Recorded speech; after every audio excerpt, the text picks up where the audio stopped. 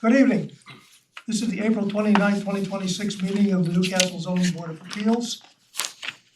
Before we start into our regular agenda, I'm going to make a motion that we go into executive session. I second the motion. All those in favor? You're going to executive session for advice of counsel. For advice of counsel, Which is me. excuse me. I had that written down and I didn't read it. Executive session for advice of counsel. You second. I second that Okay. motion. All approved, all in favor? Aye. Any opposed? No opposed. Okay, we're leaving. We've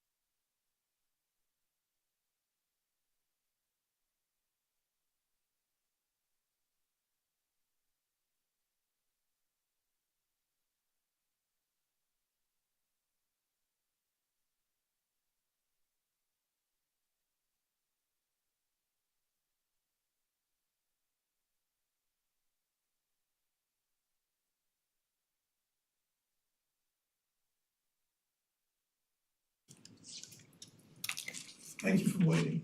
I'm gonna make a motion that we come out of executive session. I second the motion. All those in favor? Aye. Any opposed?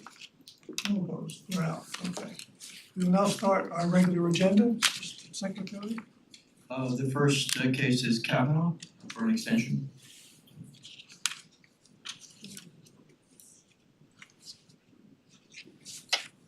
Is that Kavanaugh? Yep. Yep. Is she on with us? Hello? Hello. So we're requesting a second extension because our builders need a little more time in cost estimating. This is for 1118 Hardscrabble Road. 1181, sorry. And you need more time for what reason? Because the builders need more time for cost estimate. Oh, I see. One builder requested at least 10 weeks.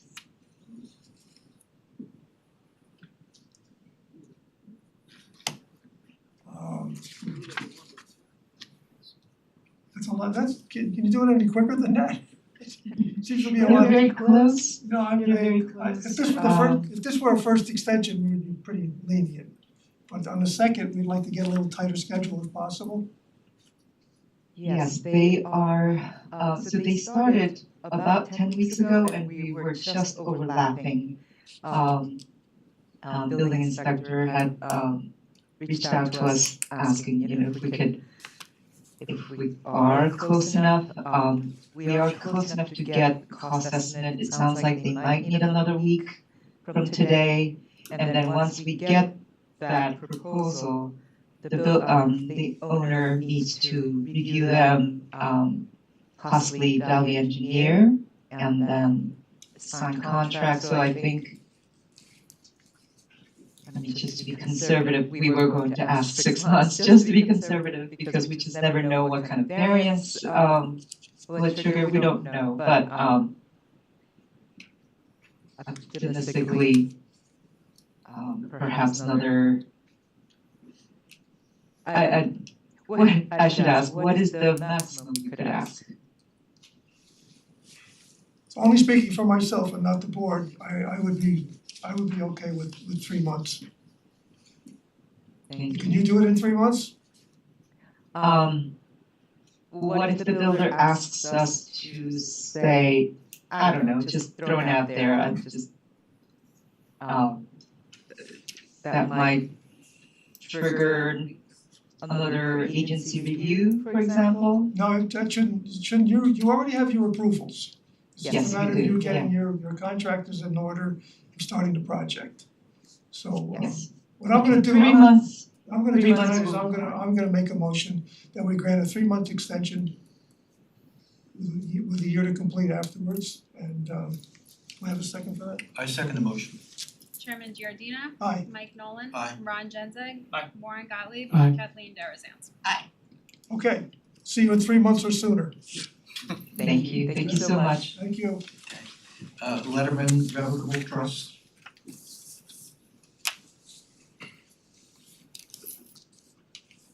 Good evening, Jerry Tortorella of Hockerman, Tortorella and Wexstein, and we're counsel for the Letterman Revocable Trust.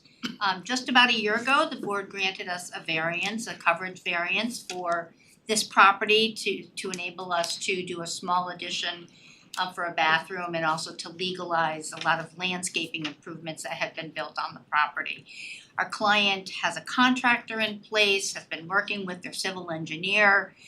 They were all geared up and ready to move forward with the project. And then a question arose in connection with whether or not some of the improvements that had been installed, the landscaping improvements, required wetlands permits, and they needed to reconcile that issue. We've made progress reconciling that issue, but our year to start expires tomorrow. So we made an application for an extension, a 6-month extension, just to enable us to get everything in order so that we could commence construction. I'm not asking for any extension on the completion date. Our client is at the line, ready to go. We just need to make sure that some of the procedural requirements and technical requirements are in order. This relates, if you recall, we had a stormwater pollution prevention plan improvement that we had to make sure we implemented, and these kind of unexpected hurdles came up in connection with getting all of that in order so that we could do the installation of the stormwater improvements. So you have all that in order now? I believe we do. We had been in contact with the environmental coordinator. We were just trying to coordinate what kind of additional information was required on the plan, and I think that we are in good shape. I tried to reach our engineer before tonight's meeting and I did not get a call back from him. So I have not been having those communications directly with the environmental coordinator or the town, but I have seen emails going back and forth, and I think that we have resolved it. We just need to be able to get the paperwork in order with the town so that we can start construction. Did you talk about construction on the bathroom or No, it's really, on the grounds no, we're really doing the stormwater pollution prevention plan improvements first. first? Yeah. Has any work at all been done yet, or just No, prep work, just preparation? it's all preparation in terms of getting the contractor in place. If you remember, these are beautiful botanical Oh, I gardens that know, had been yeah. constructed I on the remember, yeah. property. Some of the initial stormwater improvements required the removal of some very spectacular trees, and our client was very distraught over that. So we tried to rework the plan a little bit, and it took a few months to do that with the engineering department. That had been concluded, but it's just a matter of the engineer and the contractor getting everything coordinated with the engineering department, and to the extent relevant, the building department. I again have not been directly involved with those steps, but we've been in touch with Mr. Shredder's colleagues in his office, and I think we are almost ready to start. But again, we can't start within the 1 year requirement, so that's why we made the application for the So you're extension of almost time. ready to start, which Yes. means if we give you how many months? I asked for 6 just because, consistent with what the request was 6 is before. easy. And at the time I wrote this letter, we had Yeah. not made the progress that we have made Okay. since, so that's why I made that request. Realistically, you can do it sooner than 6. Our client is frustrated that our client hasn't started, so yes, I Okay. anticipate that would happen well before You 6 can live months. with 3. If you wanna give me 3 and I will. if we need to come back here, we'll come back here at the 3-month mark if that's the issue. Well, hopefully you'll get it done, but I agree. okay, I mean, this has been a long process. This has been around a while. It's If my client were here, he would be agreeing with you. He would. I recognize that, and we wanna get it done. And I don't even know if the construction of the bathroom's going to happen, but now I think the town's priority is that we get the stormwater improvements installed, Yeah, and okay. that's our priority as well, so. So I'm gonna make a motion to give you a 3-month extension with a year to complete.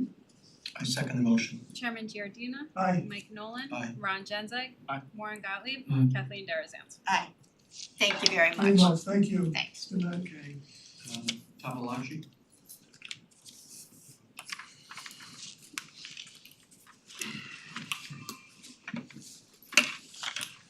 Good evening, Chairman and members of the board. Patrick Bell from Cronin Engineering here in support of the project for 211 King Street, which is the proposed removal of an Your existing, microphone is, I think, not on. it's not on or not tall enough. You can make it You can just pull that out and hold it if you want. Unless you need 2 hands for whatever you're doing. The outlet should have 2 hands. Okay.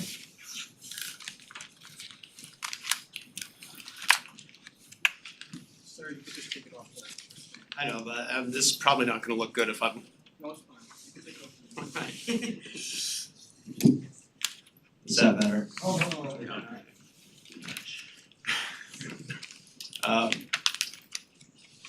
Evening, Chairman and members of the board, Patrick Bell from Cronin Engineering. I'm here in support of the project for 211 King Street, which is the proposed removal of an existing 2-unit multifamily building and the proposed installation of 1 building with 3 2-bedroom units in it and a second building with a 2-bedroom unit in it. This project was originally submitted to the planning board in November under the base zone with the MFRC overlay. We were referred to the zoning board for variances for the lot area and the front yard setback under MFRC, and then also an interpretation of the building coverage for MFRC as well, because there's some discrepancies in that. The variances that we'd be seeking do align with what the underlying BR zone is for front yard setback of 10 feet, and also for lot area. The BR lot area requirement is 5,000 square feet, the lot's 14,000 square feet. The zoning requirements for the MFRC are 1 acre zoning, and then the front yard setback is 50 feet. So trying to develop the property under the MFRC guidelines really do not fit the size of the lot, but based off of what those setbacks and lot area requirements would be. But do feel like that they fit reflect the neighborhood and the developments adjacent to the property, including other properties that have multiple units on it and multiple more than one house on it, one unit on it.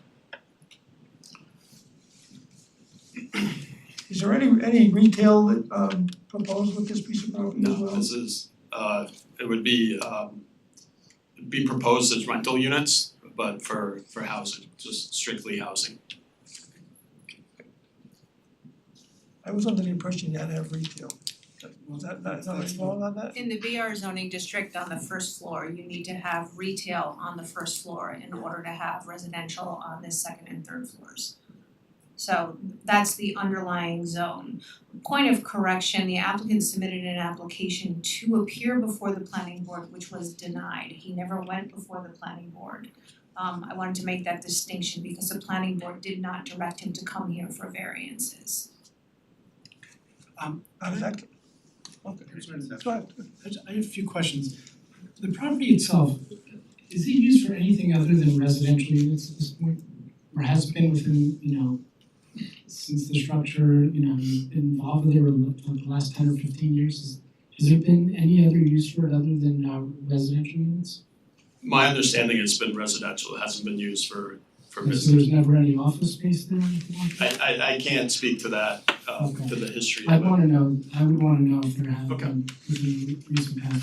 Then, I have a few questions, but one I did notice when the denial letter came through on 3/9/26 and also in your memo of March 26th, it indicates that there are 2 buildings you're proposing. Building 1 has 3 separate 2-bedroom units, and building 2 would have 1 separate 2-bedroom unit. And my confusion is that I looked at the schematic that you provided, and I could be looking at this wrong, but it seems like there are 3 buildings. And when I went through the pages, 2 of the buildings had a 3-bedroom unit, and 1 of the buildings had a 1-bedroom unit. So I didn't know In the which is what you're architectural, proposing, yeah. Well, he has the. Can you come up and speak in the microphone if you're gonna speak?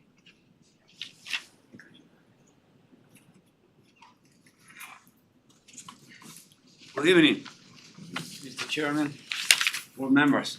Teo Sigüenza, I am the architect supporting the application, and we have some material for you to see here.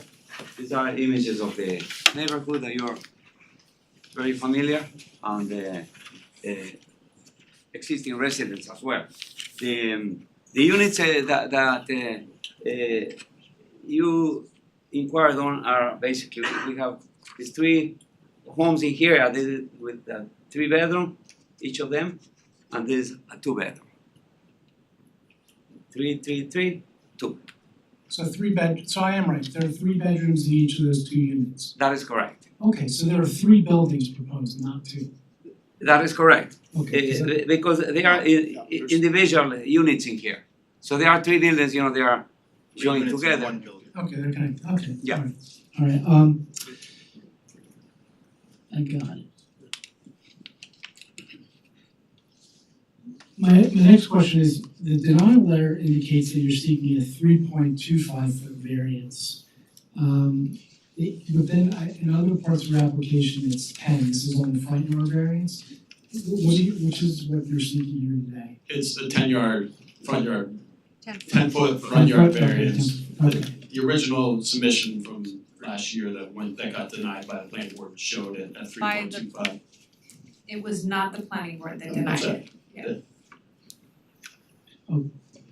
Okay, I also, just reading your engineering submission, at the end of it, you said without relief from the zoning board from the requirements of the MFRC district, there will be limited opportunities within the hamlet of Chappaqua for the development of multifamily lots, such as being proposed with this project.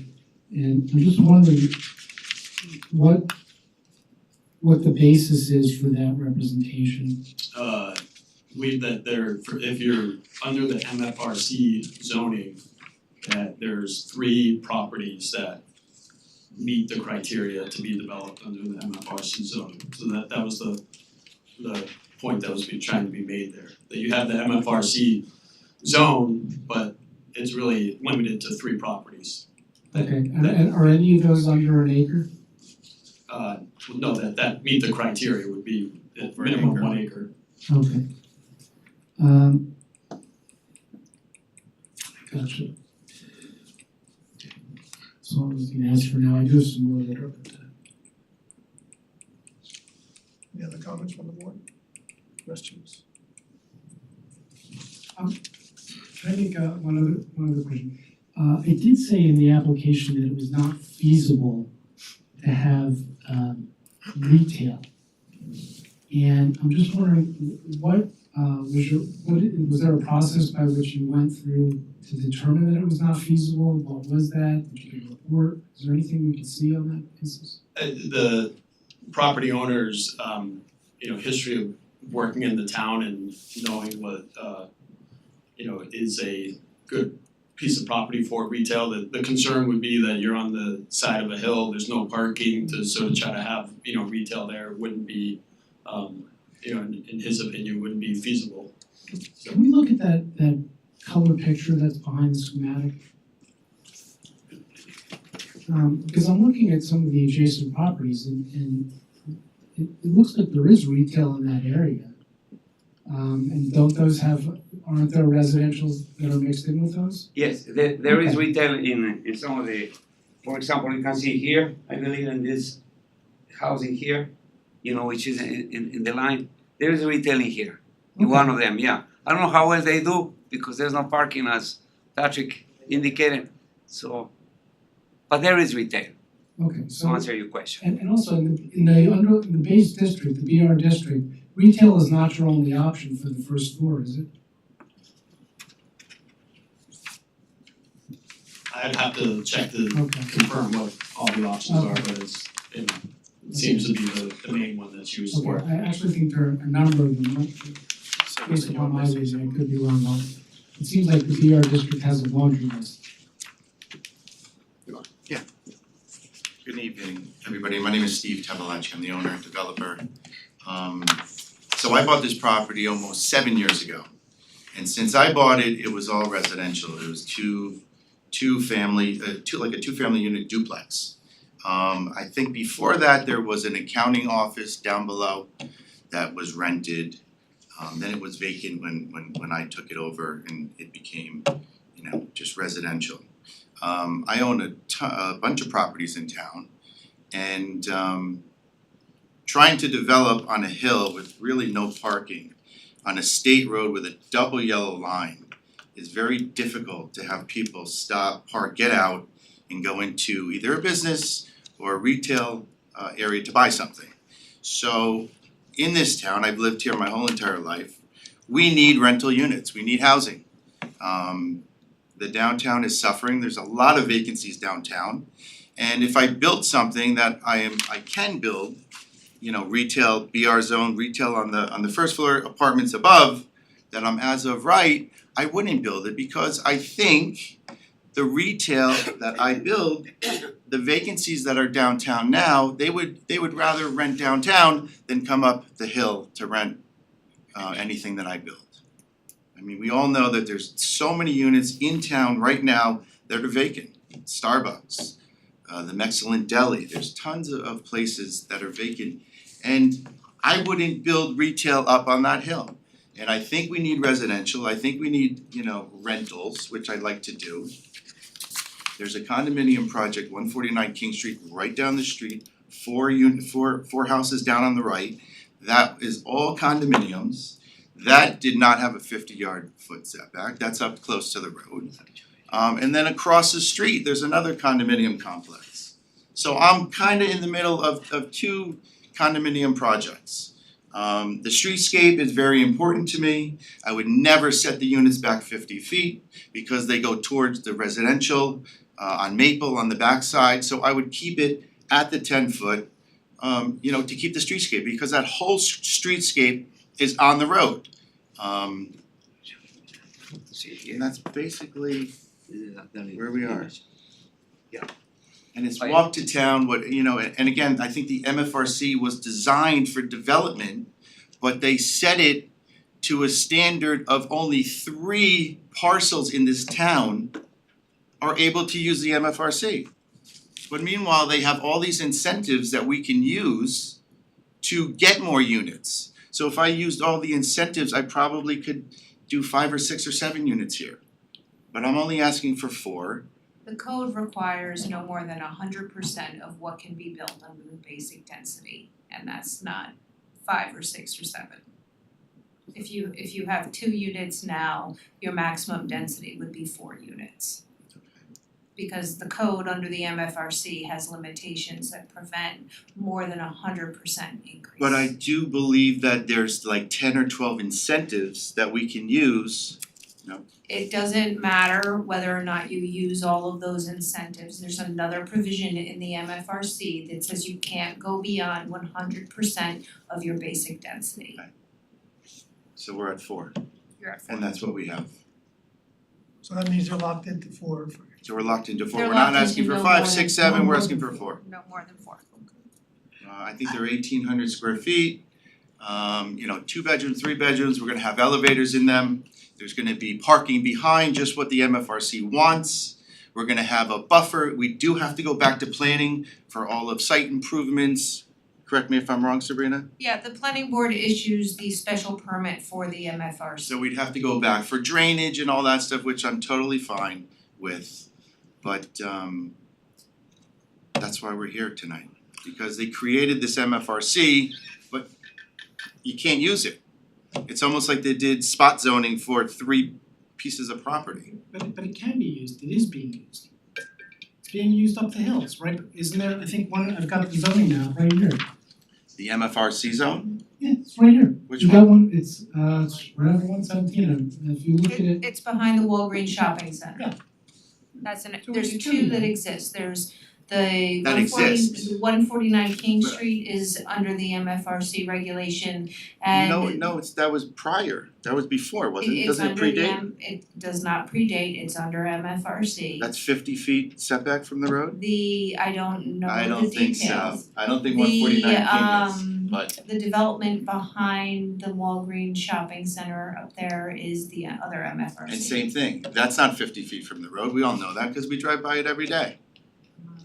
But sorry, yeah, I think regardless of what the setback may be in other properties, here, clearly you have a streetscape in here where Great walkway we have buildings downtown. 50 feet will just destroy actually the It would destroy the streetscape that you have in here, the walking, the pedestrian feel of that area of town. Alright, I agree that we need residential in downtown Chappaqua. We need something to liven up the So neighborhood, make sure it doesn't, they roll up the sidewalks at night and close up the town, you need people out there moving around. But I still have a question about why you can't do the retail, because it seems to me there are empty stores, I won't deny that, I won't argue that point on you, but it seems that the retail establishments on the King Street Hill seem to be doing okay. They're doing okay because they're Are you speaking into the Oh, sorry. microphone?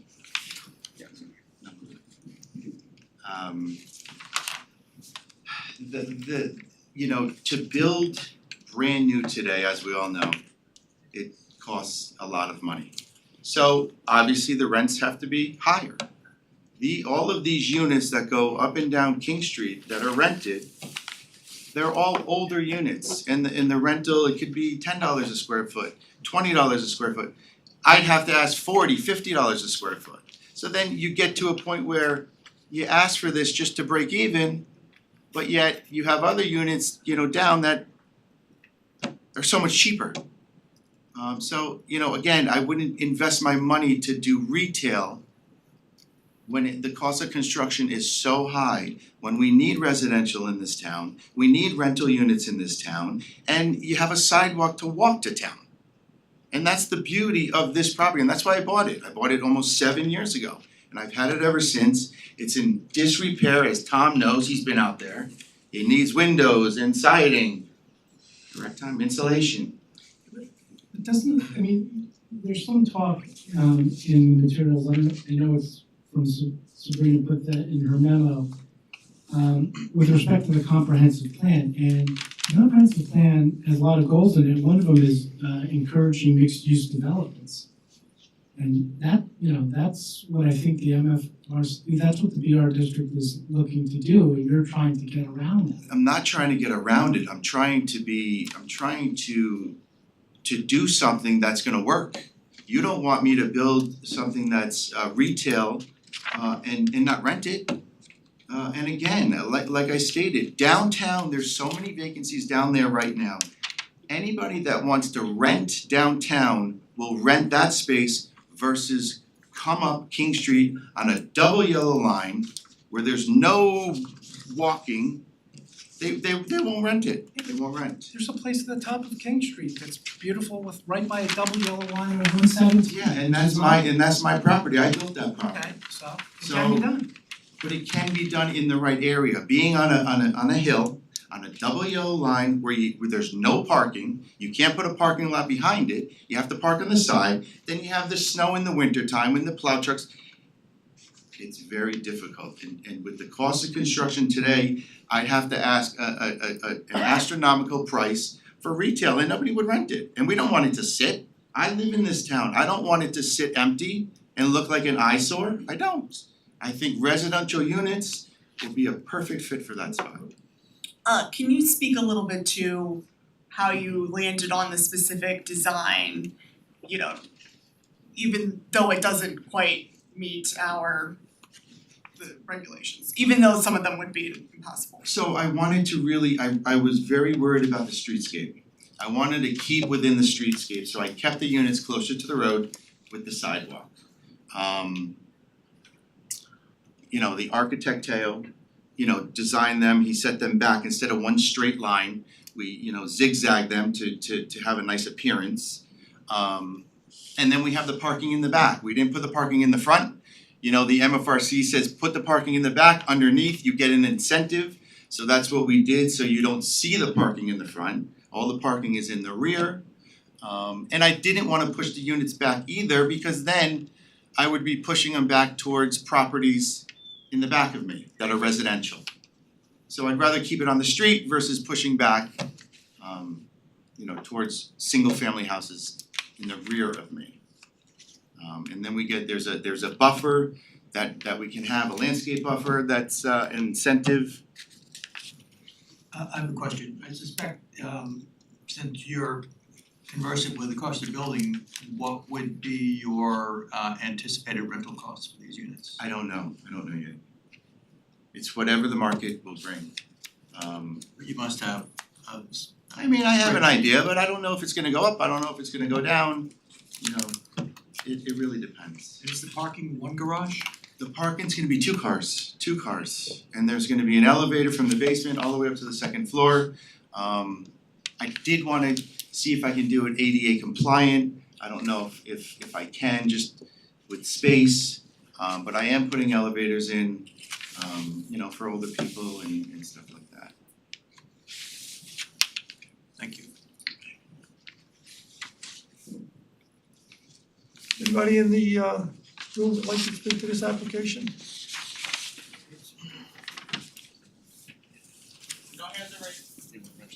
No hands, okay. Thank you. I'm Jim McCauley. I'm the president of the King Street Hill Condo Project. And we're across the street from this project. I don't see any pictures here. No, that's 149 King. I don't see any of our pictures. We're on greater than 1 acre. It was approved and built in 1986, 87, and we got the approvals in 1986. Here, you can show the map maybe here. Uh, The other map. He's on the turn, on that On the turn. curve.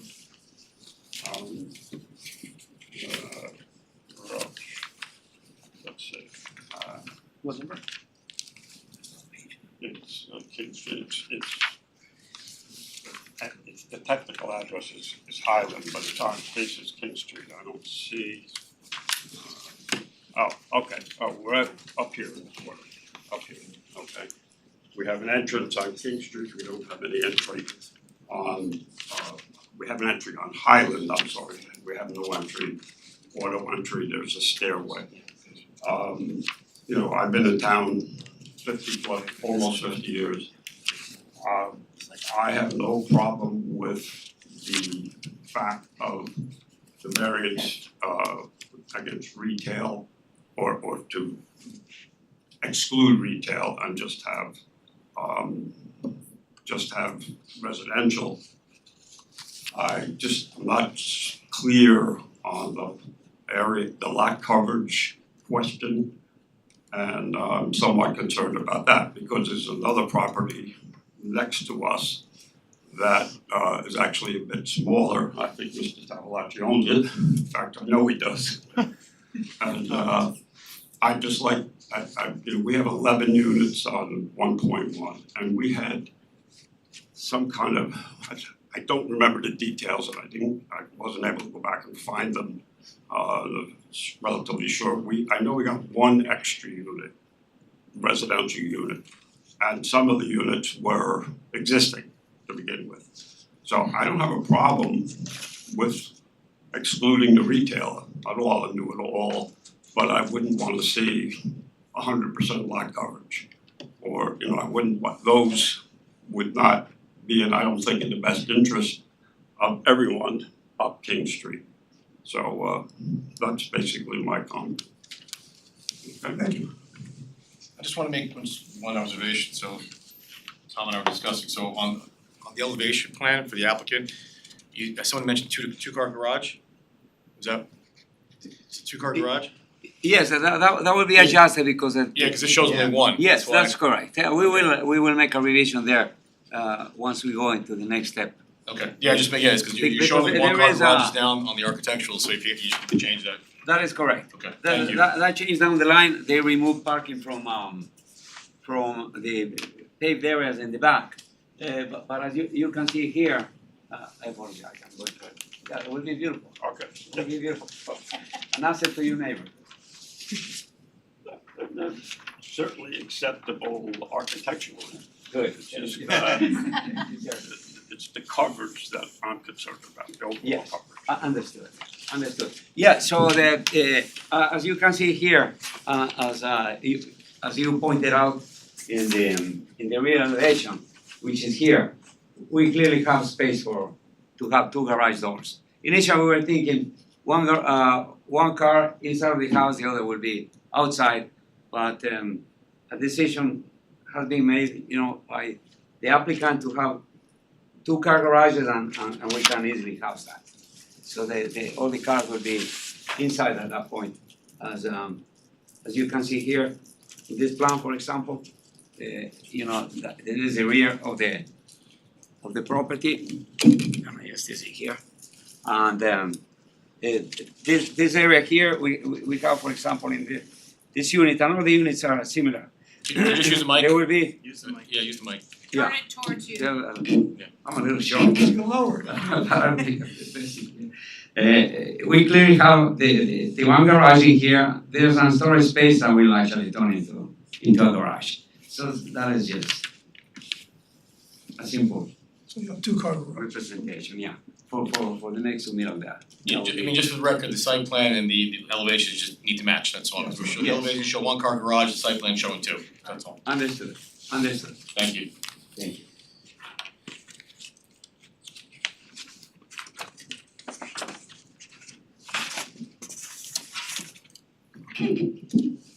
I'd just like to make a clarifying point that the lot coverage, we're not proposing 100% lot coverage with the project. And then even there is some discrepancy of what is required for the MFRC, if there is even a coverage limit or not.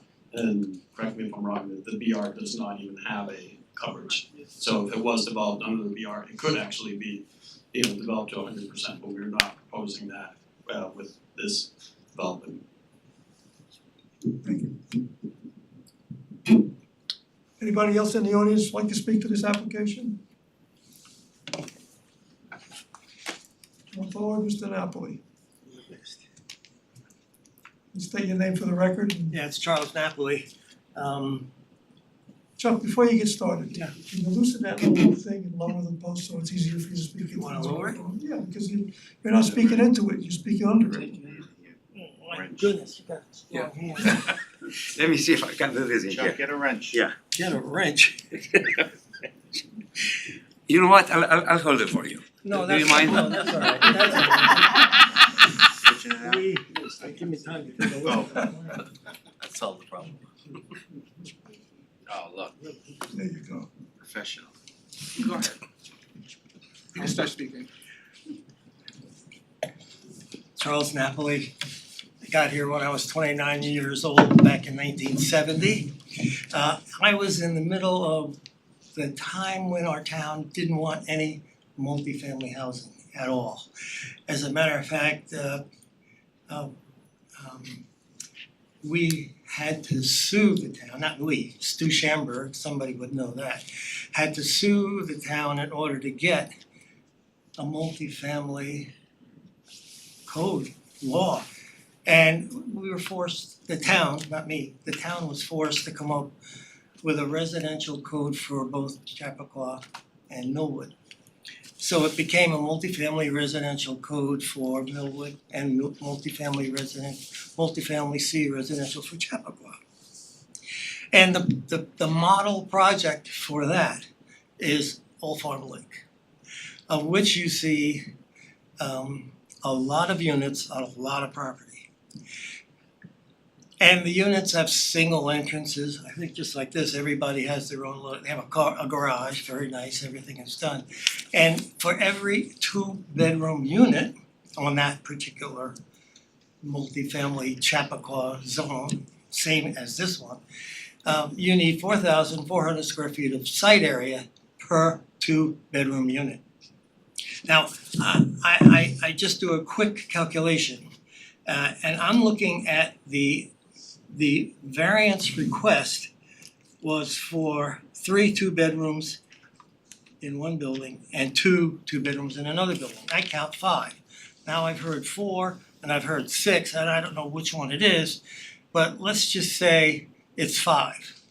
Multiply that by 4,400 square feet It's per 4, Chuck. 2-bedroom unit. Somebody's saying something? It's 4 units, not 5. It's only 4. It's only Because- 4. Okay, and the 2 that you're taking away, they go away, you're not counting them to come back. So it's 4 units. Total 4. Total, 4 Alright, so that's 17,400 square feet, just for kicks, of site area that you're required under the multifamily Chappaqua zone. Well, there's only 14,000 square feet of site to put 17,000 square foot of code required site area. So I think I have to agree with Mr. McCauley. I also agree with Mr. Tawalachi.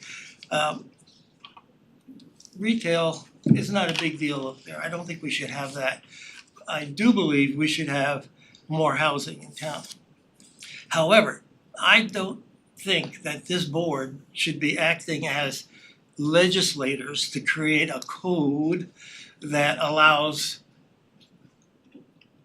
all of these variances, mostly coverage, and there is a coverage calculation for business retail. There's a development coverage for business retail. There's a coverage for multifamily Chappaqua. There's definitely coverage. So there's gonna be variances for floor, variances for site area of 66%. Because the law also says it has to be a minimum of 1 acre. And for me, that's the standard. It starts at 1 acre. And then you have your open space, you have your recreation space, you have your parking space for visitors. You have a density that looks residential rather than multi-building, rather than the apartment building. And so if we wanna really do something with housing, we want this man and all the other developers to be able to provide that housing that we need. I do believe we need a different code, not the one they're trying to manipulate or get vary to make something work. I think we have to look at the whole hill, and we should give every property owner on that hill a chance to be part of a code that allows more housing in the village. But this is not the one to do it. Taking this one and destroying what was done back in 1979 is not the way to do it. And the variances are too large. They need an acre, they only have a third of an acre, 66%. Or give or take a little bit. And of course, coverage and setbacks. You can't give all of those variances. We really need a new code. And that's not your job. Thanks. You said what I was gonna say, we don't write the code. We are locked into what the I've existing learned code that says. from you guys. Okay. Also, you have to admit Old Farm Lake and King Street Yeah, are two different locations with two different unique circumstances. yeah. I don't see how we can compare the two, but we'll go on from there. Anybody else? Come on up. Hi, I'm Philip Holland. I'm an architect and I actually rented this space from Mr. Tavalacci a couple of years ago. And I just wanted to say that one of the reasons that I left that space was because of the reasons he mentioned before, is that it's not walkable, and I personally, just even for my own sake, as a not for retail, I did an art gallery in there for a little bit. Just walking to like get a bagel or something is a lot of work because it's up and down the hill, so it doesn't really that area doesn't really serve very well for retail. And it was just difficult for parking, and at that time I believe I was paying in the realm of $20 in the lower sort of for my rent, but I just don't see how it would work if rents were higher for anyone doing retail business. So I just want to speak in support of it being fully residential on that hillside, and basically I believe speaking to the variance that he was asking for, saying that he doesn't want to have retail because it doesn't make sense. I just want to speak in support of that. That it affected me personally, and I moved from that location primarily because it just wasn't a great spot for retail. And I think it would just be more shop fronts, and it would detract from actually the shop fronts downtown if we just put more shop fronts up there, which are expensive. I think that's my 2 cents on it. Thank you. Thank you. Thank you. Anybody else in the room would like to speak to this application?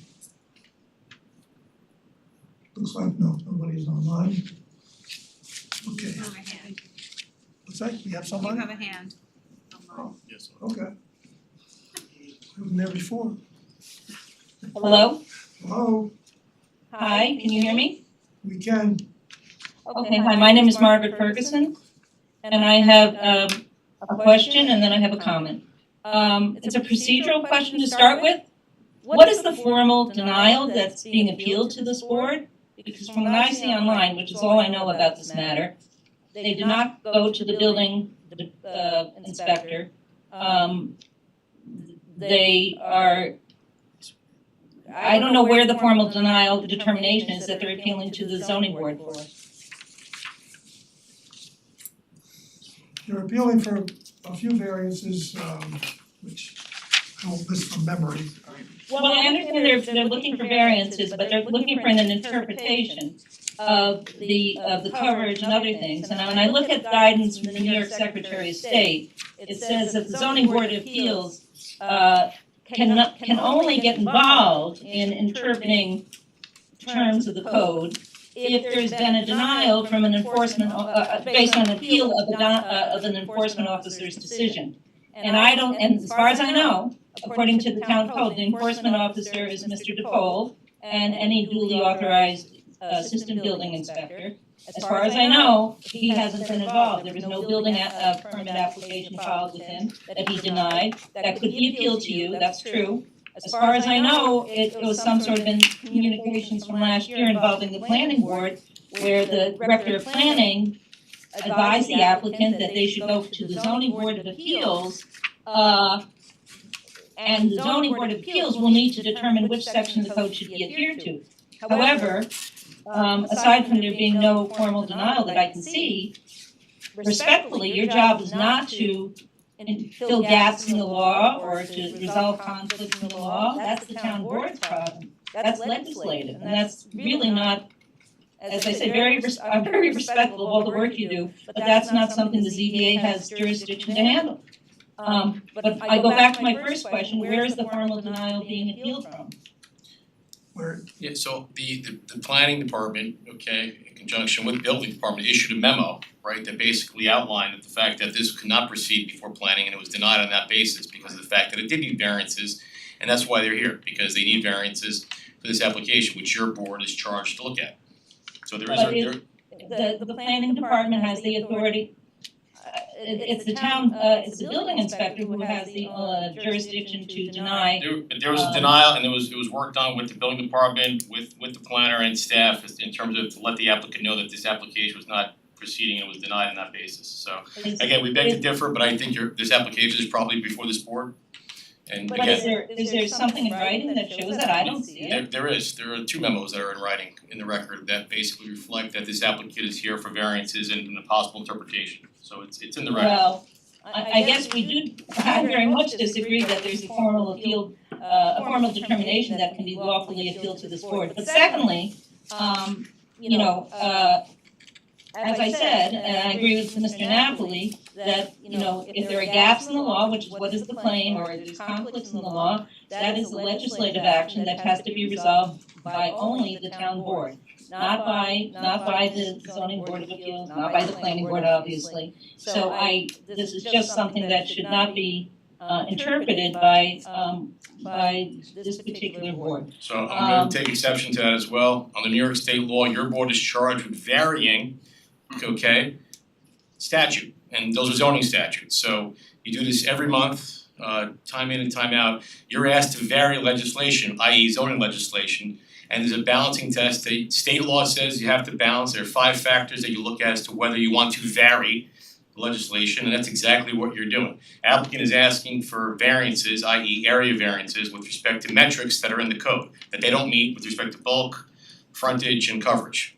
So They're also asking for gaps to be filled and for conflicts to be resolved. I don't know what that means in terms of gaps to be filled. Again, they're here on it's a metric issue and an interpretation issue, and your board is charged to do both of those. So again, Well, gaps are in the director of planning's chart, a memo with the charts. She says there's NA in several spaces, and that it creates conflicts between various provisions of the board. That's what the director of planning is determined. Yeah, and again, those are issues that your board, by interpretation or area variances, is charged to look at. okay, Well, I have a comment, and also, I also feel like you sound very annoyed with what I just said, which I think is inappropriate. No, I'm just saying what the law is, that's all. You're telling me basically what I've been doing for 30 years is that they're interpreting or rewriting statute, they're not doing that. They're charged with varying metrics, area metrics, and that's exactly what this application is looking at. It's looking at whether they should vary the metrics that are in the MFRC and the underlying zone district. That's exactly what you're being asked to do. So it's not being annoying at all, just telling you exactly what they are charged to do, what the law is. Okay, alright, here's my comment. Anyway, I think this would set a terrible precedent for the hamlet. If a 0.33 acre lot can get this type of density without the town board being involved in making a determination, a big picture determination of what the hamlet in that area is to look like, which they did discuss doing last year, and somehow it went off the rails, it didn't come to fruition, but my impression is they wanna get back to making the determination of what that whole area, making a comprehensive determination of what changes need to be made to the zoning laws to make that whole area reflect what the community wants, what the hamlet residents want, and what the property owners want. They haven't gotten back to it, but that, having watched town board meetings, I believe that they intend to get back to it. If this board grants these variances, what is to stop, there's nothing unique about this property other than it's undersized from the 1 acre requirement for the multifamily Chappaqua district. But there's a bunch of properties that are undersized, so what is to stop the 3 or 4 other property owners that the director of planning told the town board are waiting in line to do similar or close to similar things on the King Street Hill? What is to stop those other property owners, including Mr. Tavolachi, who owns other property, from doing seeking the same type of variances for less than 1 acre lots? There's no hardship has been really pointed out, there's no uniqueness to this property. He just wants to put more units in, have a building that makes more money, that's his right, to make more money, that is, but it is not his right to, manipulate to do an end run around the existing zoning laws. So I think this would be terrible precedent for this board to grant what's being sought.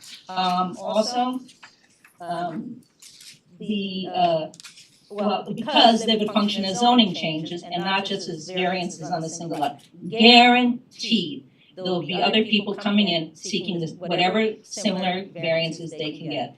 And it's gonna fundamentally change the character, the function, the flow, the appearance of the hamlet in that area. And that should be something that should be the product of town board discussion. They've done a lot of work, they did a survey earlier this year to find out what people wanted in the downtown, and they're working on it. But to have this one lot get these massive variances is really going to change the hamlet, not for the better ultimately, because other people are gonna follow suit. And I respectfully urge this board to deny these variances and the sought after interpretation. Leave the interpretation to the Newcastle Town Board where it rightfully belongs on zoning and how our community goes into the future. Thank you very much.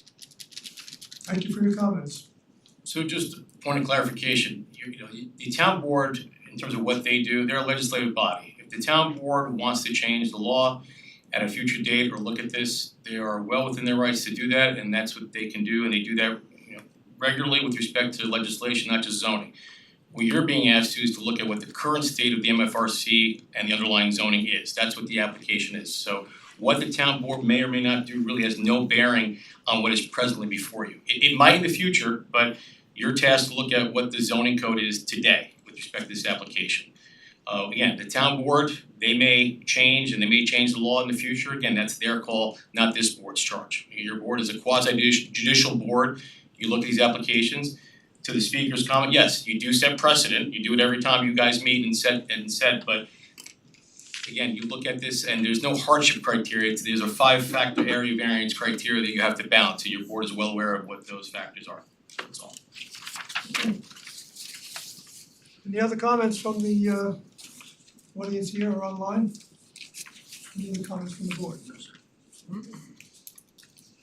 Took in a lot of information tonight, some of it came in a little late for us to all digest. We thank you all for your participation. I'm gonna make a motion that we continue this application hearing until our next meeting to give us all time to adjust the information that we have received and may or may not have further questions. So on that note, I'll make a motion that we continue this one until our next meeting. I second that motion. Chairman Giordina. Aye. Mike Nolan. Aye. Ron Genzeg. Aye. Warren Gottlieb. Aye. Kathleen Darazan. Aye. Motion's passed. We'll see you next time. Thanks for your Yeah. input. Thank you so much. Have a nice evening. You too. Smith? Good night, you guys. Thanks.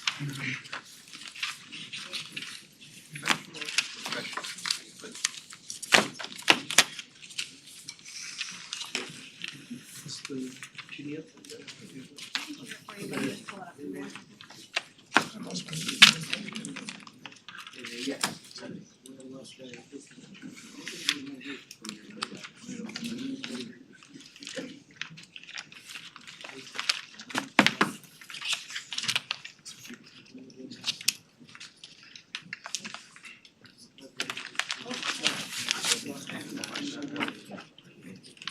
Want me to show a site plan now? Yeah, it's just, I think it's just. Just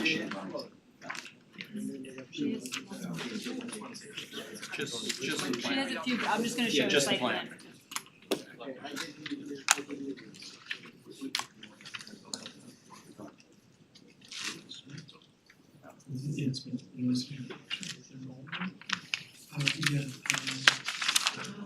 Good evening. The architect is out of the country, so I'm substituting for her. Can you state your name, please? Stanley Wong. Thank you. And tell us what it is that you seek. So the house is a non-conforming house, and the owners wish to put a separate freestanding garage within the front yard setback. Now the site, if you look on that topo map, the sites are at 2-foot contour, so from the street on Aldridge Road, the topography goes about 6 feet down to the front door of the house. So to have a garage anywhere closer to the house would put the garage far below the street and you'd have a very steep driveway. So the owners are looking for a variance to locate a car garage and carport, so it's gonna be less massive within the front yard setback. And almost, you can see it's very close to the side yard. And right now they park within that red square in the very bottom left corner. I know this because I actually live just to the south of them. And my house from 1949 was built with a carport and a garage, so I kind of know, I think that was what inspired them to do something like that. And also their daughter is becoming driving age soon, and people park on the street in front of their house a lot, so they need to get, if they get a third car for her, to get it off the street too.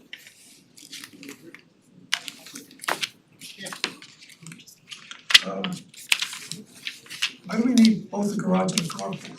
If you put the carport away, wouldn't that be Well, I think they wanna have two cars protected, and if they get the third car, it's gonna have to sit in the driveway. Cause right now, you know, they park two cars in the gravel spot up there.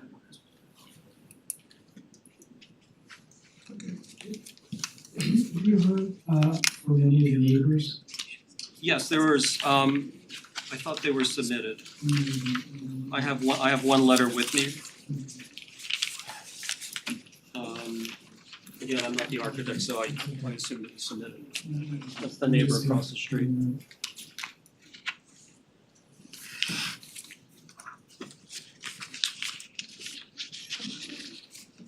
I don't think I saw that.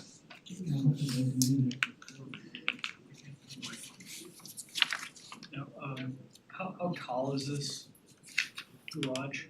I've only seen very preliminary plans and schemes. It's, you know, a 7-foot garage door, most likely an 8-foot high top plate of the wall, and then the roof is probably gonna mimic the house, which is a hip gable, a hip roof. And the carport would be as you're coming into Aldridge, so it's not the mass in front, it'll be an open space. It seems it's gonna be a pretty big structure right on the road. That's why. It's pretty close to the road, this structure, I don't see any others on that street. Right. My particular garage, again, it was built as of right in 1949, is actually in the front yard setback, not quite like this, but it's still in the front. And their property drops off a lot faster, so I can understand why they can't really push the garage back much further. Do you have any actual physical pictures of the house and the adjoining property owners? Because I do know this road and I would love to have a better idea of looking at it. I'm not sure it's Okay.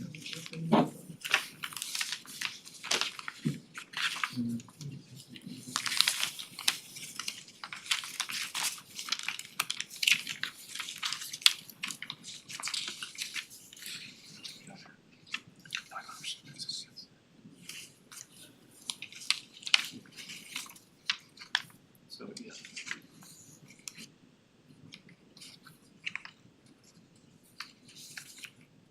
And I think that the house is also pretty significantly in the front yard setback too.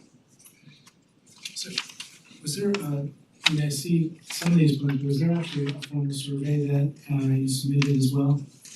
Yes, this is all based on a formal survey. Okay, and actually, I'm looking, I just wanna see what the surrounding landowners, how close. They're all pretty tight here. I happen to have a row of skip laurel, so I don't see them at all. Okay. Yeah, if we could just make that a bit bigger, that would be great, thank you. So to the north of them, towards the upper page, there's actually a flag lot behind the house there, so there's one driveway right along the lot line. The house just south of that is mine, it's at a funny angle, but again, I'm pretty far down a hill too and covered by landscape. And then the house below that is, was enlarged many times over.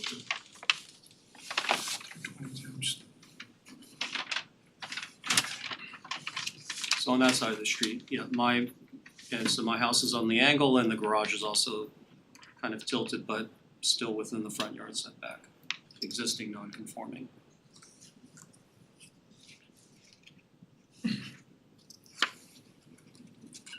So now where this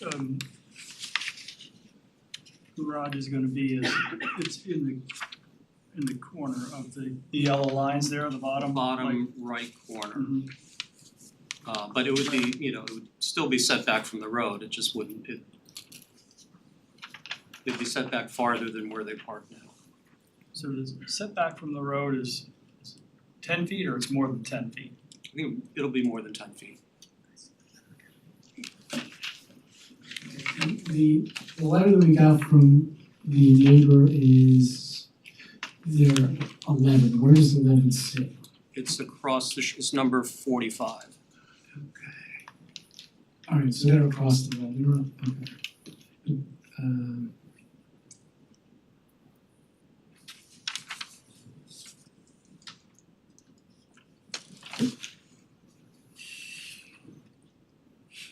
What else?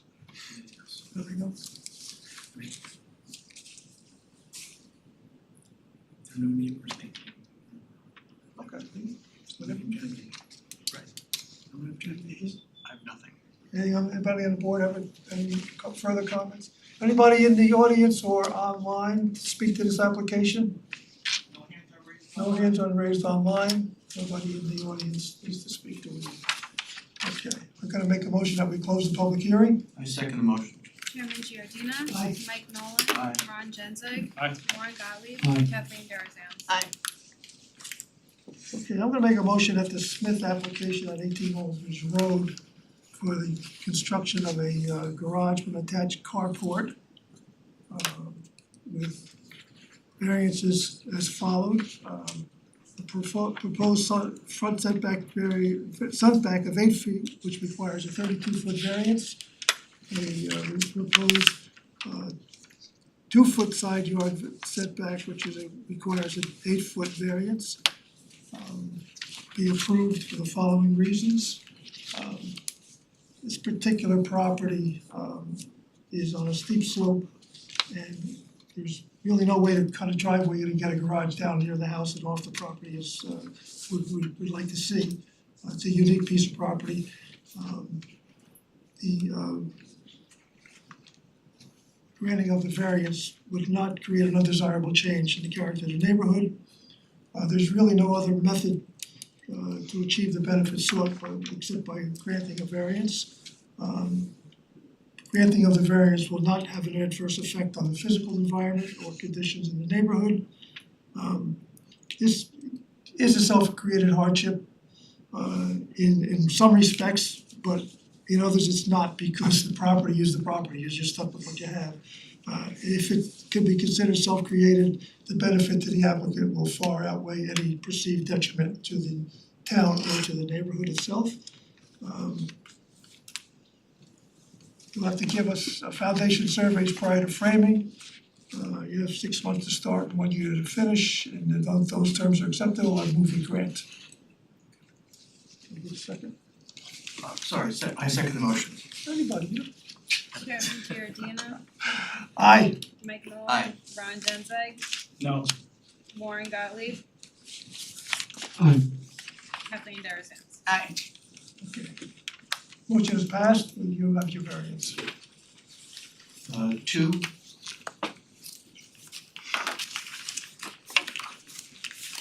I was representing my client Theodore 2. Is it possible to get the photos?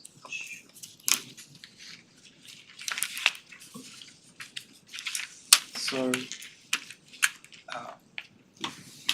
we are applying for a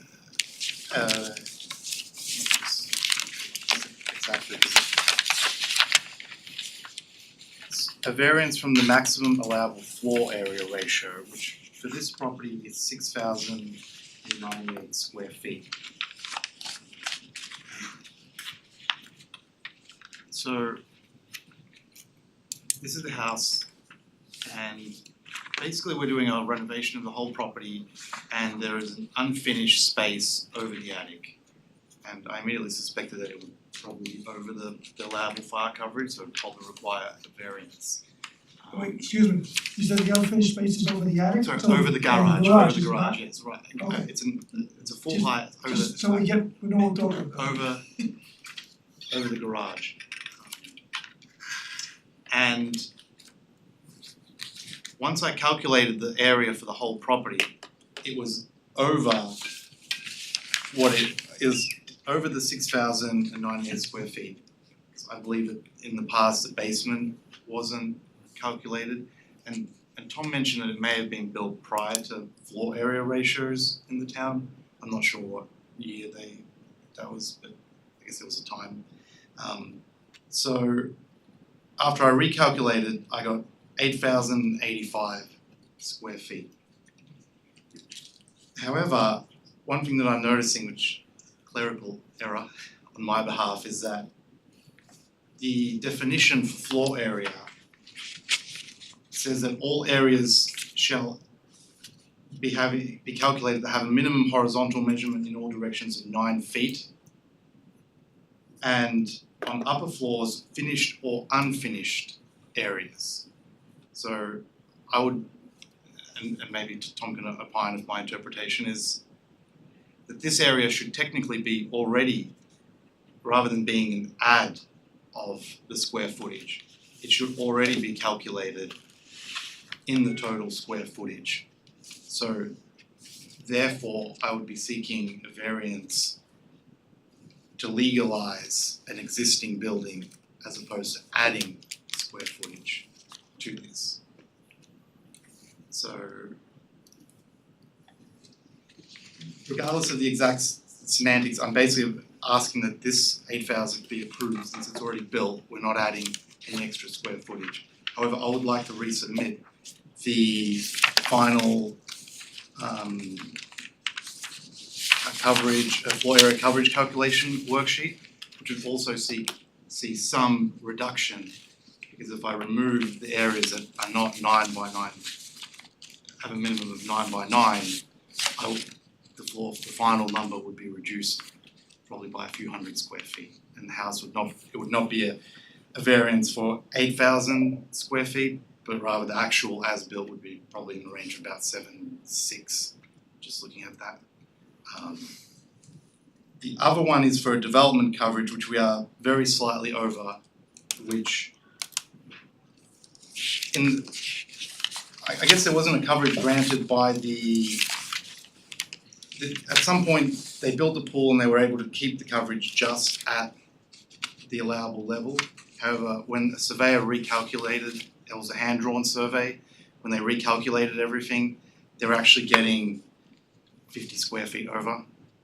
And there's not really anything that can be removed because the pool doesn't have a patio or anything, and I believe that was just a calculation error, so I'd like to rectify that as well, which is explaining the development coverage.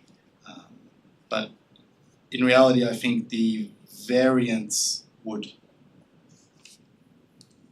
be less, a little less, and again, it will be reclassified as area that's already by code should be as part. So it'd be like correcting the numbers on the property. Since we're not proposing anything, we're just rectifying what was built in the past.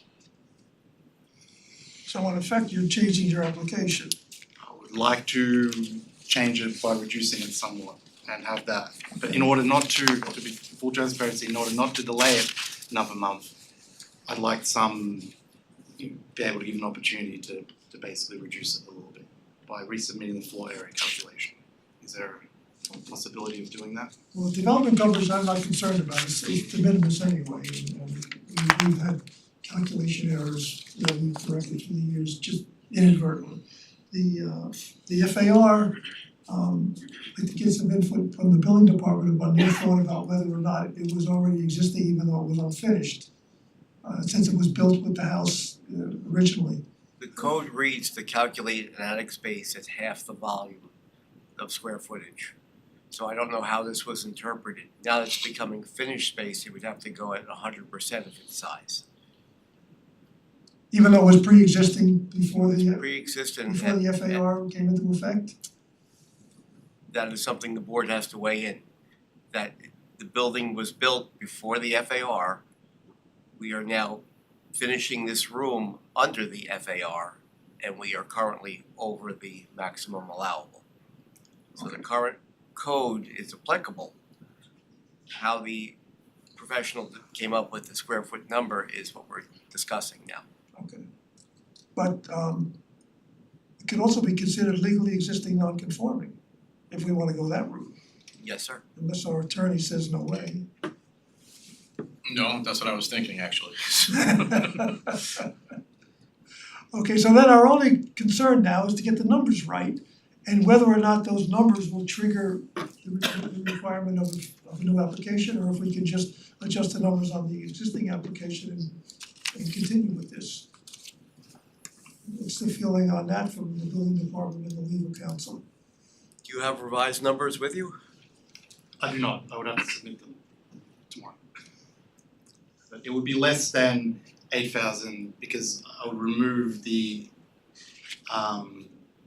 areas below. Yeah, we can't issue a variance on an approximation. We need to know what it is. Yeah, we need the exact number. Without the numbers, the variance is immaterial because it's something that goes on the record and it's forever. So, but just to be clear, this area is on the second floor, so would it still be classified as an attic, even though it's on the second? Because it's always treated sort of as the second, the attic being the third floor, there's another attic. And that's not, if I'm gonna revise the areas, I just wanna make sure that everything's. The building department's status would be this is an attic over the garage. So if you're finishing it, then it becomes living space, no different than if you were finishing the third floor of a building. I kinda agree with that. Yeah, there's nothing above it, so it's the attic. Okay. So as much as you don't wanna have to come back, I think that it's gonna have to happen because we need the exact numbers, we need the correct numbers to make a determination whether or not, first of all, whether the board wants to approve it or not, based on, they can't be basing it on approximate numbers. And if we do approve it, it has to be approved from actual accurate numbers. Okay. So unfortunately, we're gonna see you next month. Right. I know you don't wanna have that happen, but there's nothing we can do other than do the best we can with what we have to work Okay. with. I will consult with the building inspector just to clarify, to make sure that Good, prior to the next, that the numbers reflect, and that I'm not basically showing more, because an 8,000 square foot house is. No, whatever you show has to be correct, whether it's more or less or whatever. Yeah, if you're going less, you gotta just wanna show the exact number for the board, Correct, yeah. yes. Yeah, Alright, thank you. Just, we make a motion. I'm gonna make a motion that we continue our hearing until our next meeting when you'll come back with additional information for us. Thank you. I second the motion.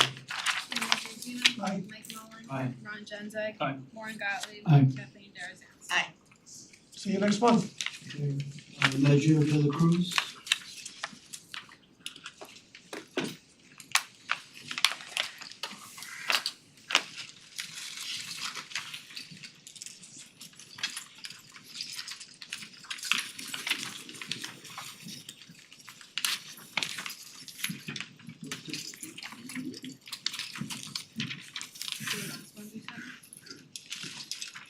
Hi, Tom Leggio.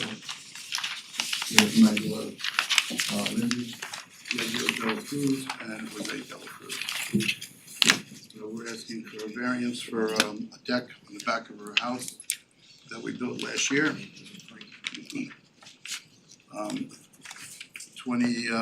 12-foot variance, rear variance, and then I believe it's an 18 for the stairs variance.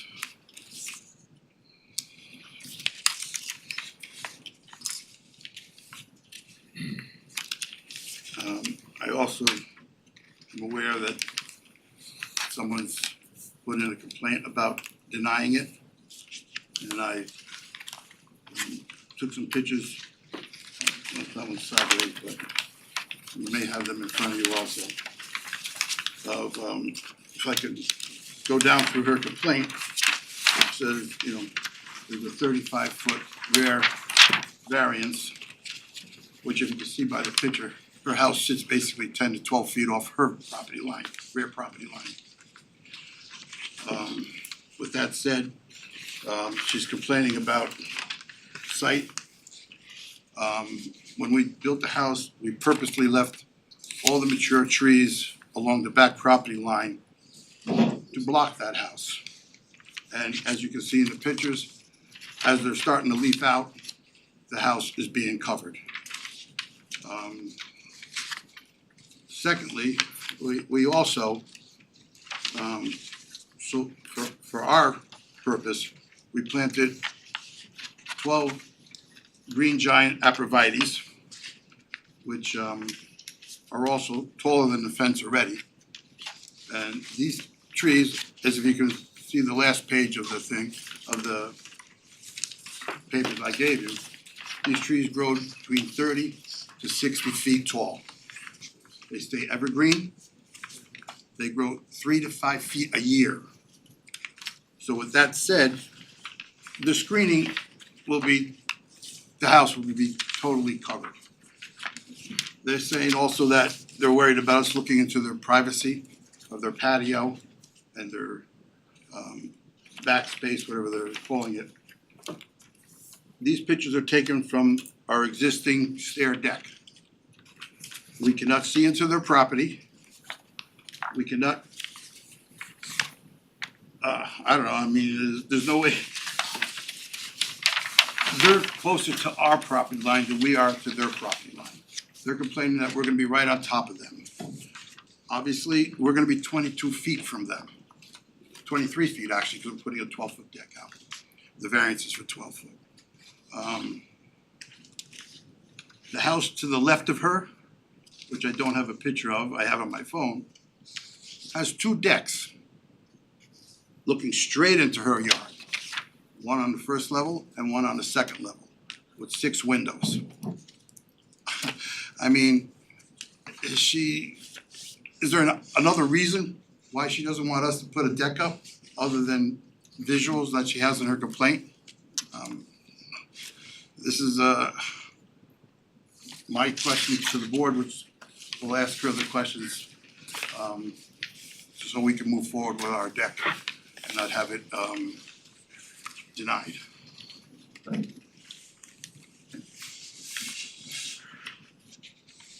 Board, any questions? No. Anybody in the audience would like to speak to this application, please come up. Thank you. I'm her that he's talking about. I'm Linda McGettrick, Jay McGettrick. I'm with her. He's with me. The issue with the house is because the property was so small when they built the house, they had to, septic, you have to have room for both, so the house had to be built very tall. Can I show you pictures? So, when they're talking about putting on a deck, this is my back patio. Oh, Yeah, just, are you gonna leave those pictures with the yeah, board? you can have. Yeah, okay, so then, So this is our back space, he didn't know what to call it, it's our backyard. And these are, they would be putting a deck here. And we're already 4 or 5 feet below them, you'll see in these other pictures. So if you can see, this is the bottom. And then their property starts here and then it keeps sloping up. So the house is basically towering over us, that's the issue. So when you're gonna talk about putting in a deck, the deck is gonna be, I don't even know, 15, 16 feet peering into our yard. And when he says about that, that's just the backyard.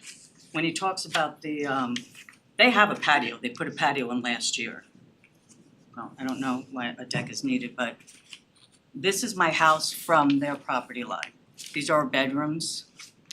And they actually, I noticed a few weeks ago, have a camera pointed right at our house, which I don't think in New York is legal. We don't even have cameras on our house. What's that? can you just address the board? Alright, that's a camera, anyway. So, that's the issue that we have. The arborvitaes, I went down to Michael's and talked to the owner today. They grow 1 foot a year. And in order for them to get tall, you have to crop them every year, so they get bulky. She said in 10 years you might have a tiny bit of coverage. 3 to 5 is an AI number.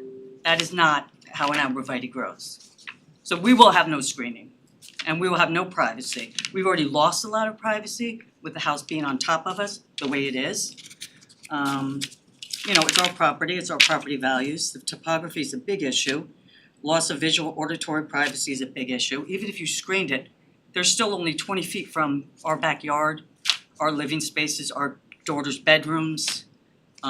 So that is really our problem with this.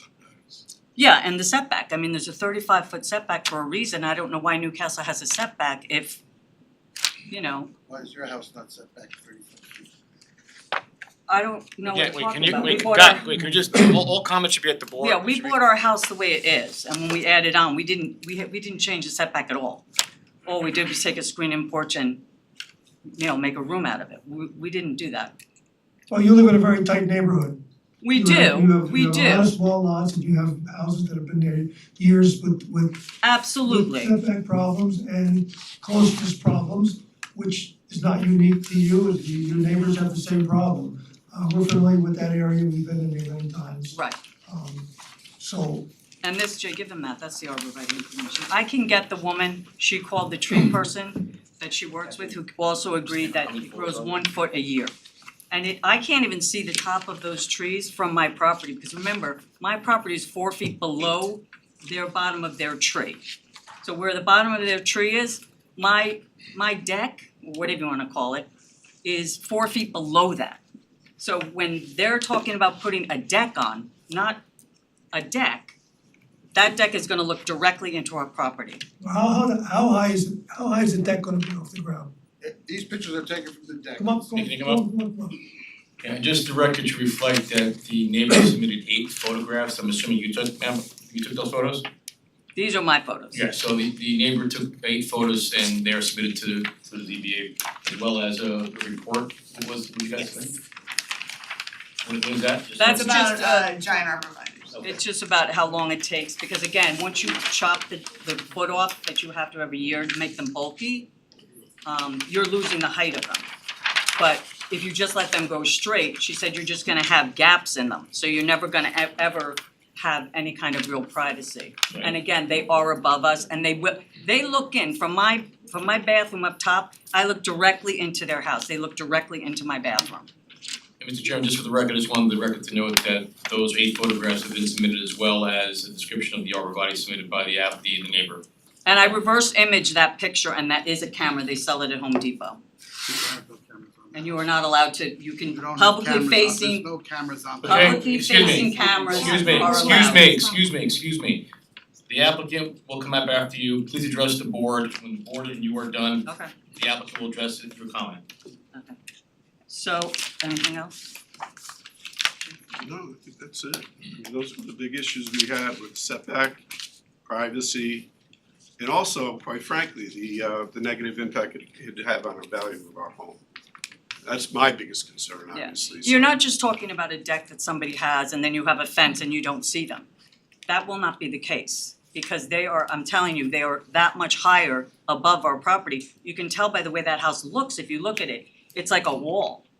And this wall now will have a deck with, there's not going to be able to screen that, at least not for the next 10 years. So, you know, it's important for us to have our privacy. We lived here 30 years. I think we should be allowed that. Absolutely. Anything? Do you understand this? Yes, I'm also the neighbor. Yes, Please identify yourself.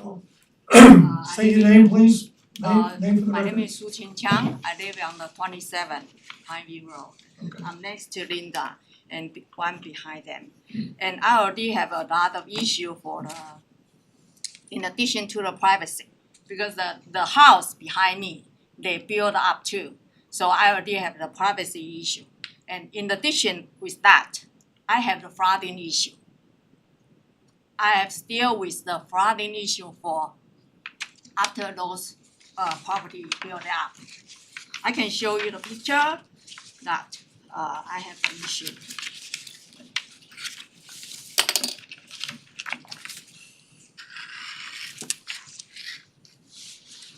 This is the house. I remember you coming to us when this was going to be built, and you had the same problem with the flooding issue. Yeah. And the answer from this board was that we do not do flooding, Yeah, that is the engineering department, and you have to be determined that you have the correct grade and the correct water capture processes in place. We cannot help you with the flooding, I'm sorry to say. Yeah. That does not affect the zoning. I agree with that, but you know, when the application, if you see the part 2 and part 3, they say that will not affect the erosion or the drainage. But that is not true, which is a fact. Once again, the flooding issue has to be dealt with by a different department than us. They have an approved site plan with an approved stormwater management system.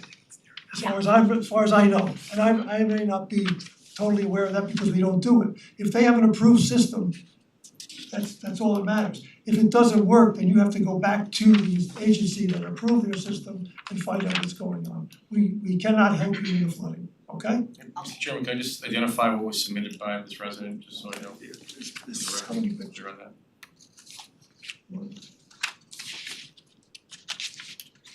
Three photos addressing a flooding issue on the property. On the neighbor's property. This is your property that's Yeah, flooded? that's my property, Your own and all the water is coming from the back. And what's the property address for that? 27, Thank you. thank you. 27 Pineview. Thank you. It's on the floor. I had to say one more thing, cause I forgot, of course. We were here last year, of course you wouldn't remember, you see a million people, but when I looked at the I was here for Sue, cause and I was worried about the topography and the flooding. I had looked at the blueprint and I said, oh, is that a deck? And he behind me said, no, that's not a deck, that's stairs. So now we're here a year later and now we want a deck. So I'm just curious, why we didn't get a deck originally when they put in for the house. They spent all that money putting in stairs just to rip them down and put in a deck. It doesn't make sense to me, and I don't know if It's their there's. prerogative. It may be their prerogative, but I'm just curious why we're coming back a year later. Having to go through all this all over again with the same people and the same privacy issues. So that's all. So the question I had earlier was how high is this deck off the ground? Can you 5 go, feet. go up Approximately 5 feet. 5 feet off the ground? How high are the stairs that are there now? The stairs there now, Yeah, that's it, there's, I think, 5 or 6 stairs. 7.5 and how high are they off the ground, the top step? would be the 5 foot. So that's the same level as. Right, it's just a 3-foot platform and then the stairs going down.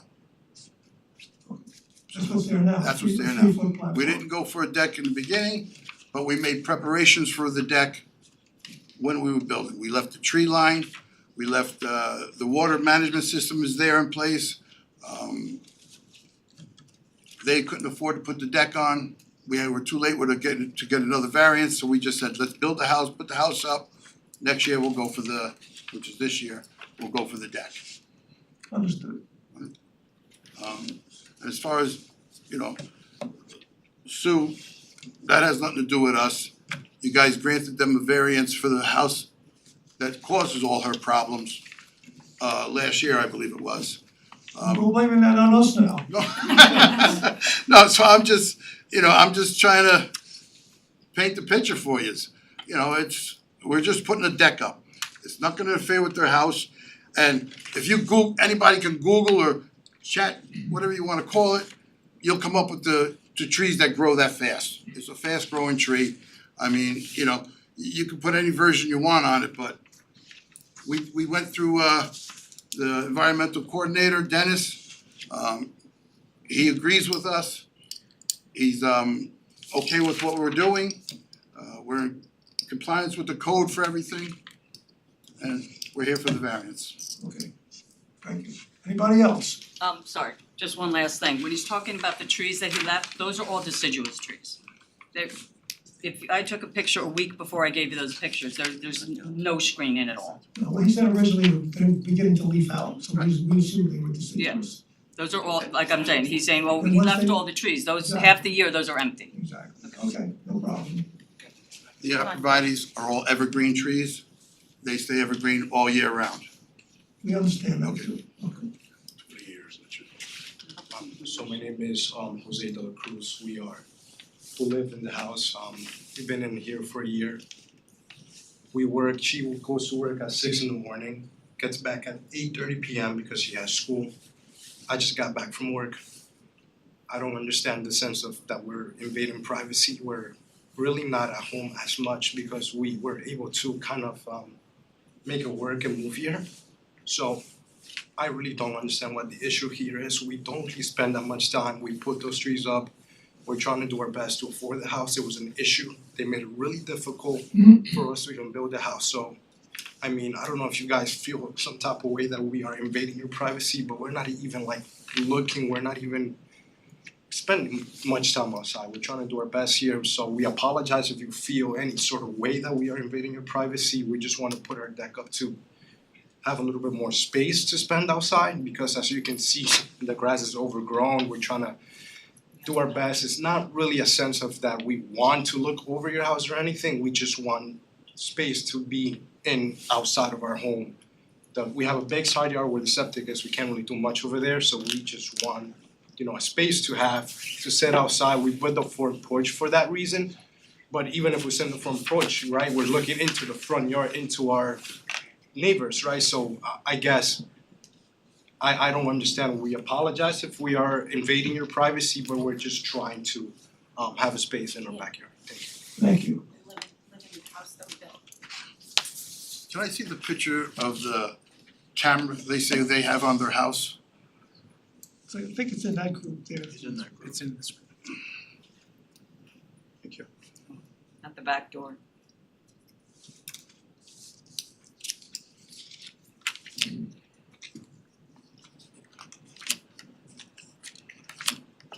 we see two, Doug?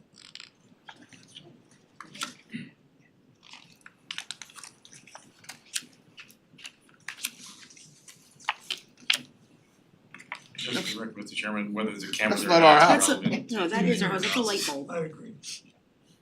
Well, it's just the invasion of privacy issue, that's all. No, no. That's the back light? Yeah, we're not allowed to have what? Lights? You're not allowed to have a camera It's not a facing camera. someone's Again, property. can you, Not- can someone It has to be public facing. Okay, it's not a camera. Okay, we're not gonna discuss the camera because that has nothing to do with zoning, okay? That's a whole nother ballgame that it's not our purview. Okay. Is there anybody else that would like to speak to this application? No, okay. There have been members of the board, and I agree, that expressed the need to make a site visit here. Pictures are great, in-person visits are better.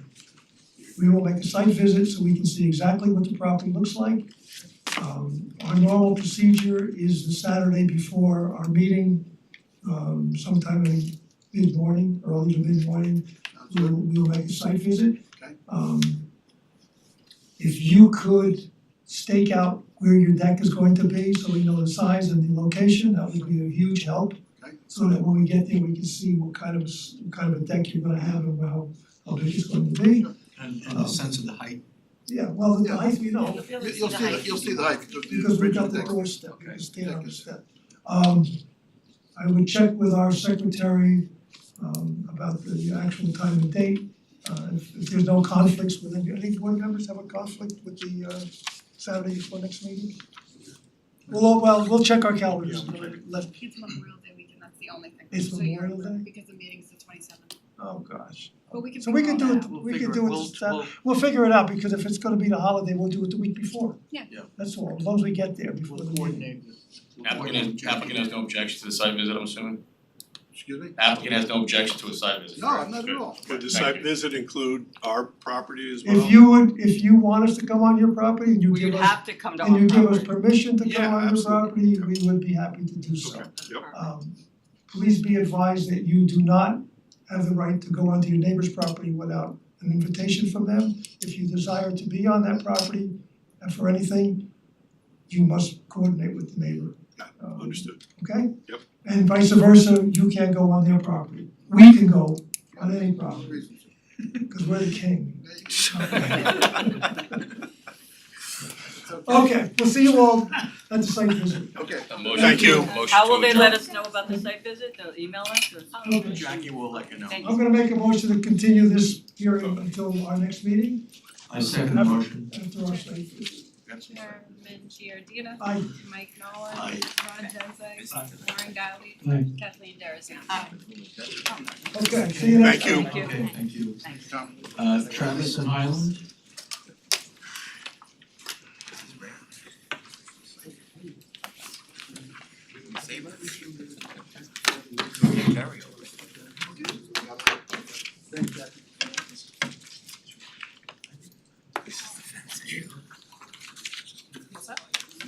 Hello everyone, I'm Nicholas.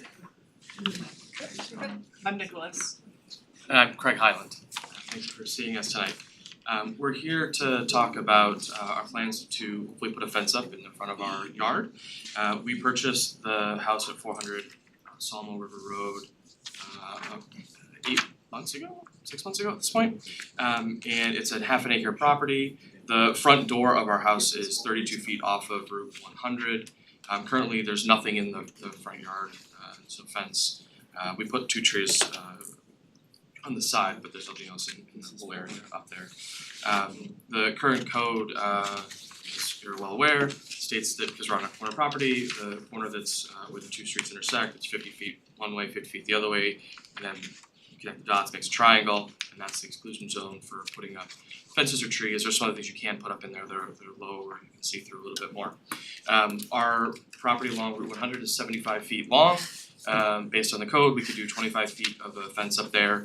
We're looking to bring out a fence 50 feet, so go 25 feet into that zone.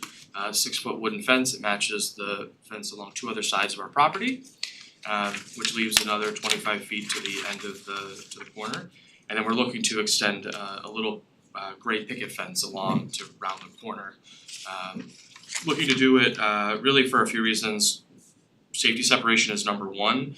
We're so close to the road and the property is so small. I don't know if it's an undue burden, but it's definitely a burden on us to have to not do anything in that part of the property.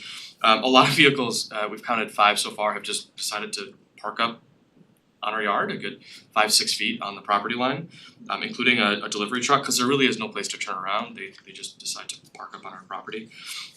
Speed limit on the streets 40 miles per hour. People go flying down there, so our windows are rattling. We get a lot of garbage that just piles up in the yard.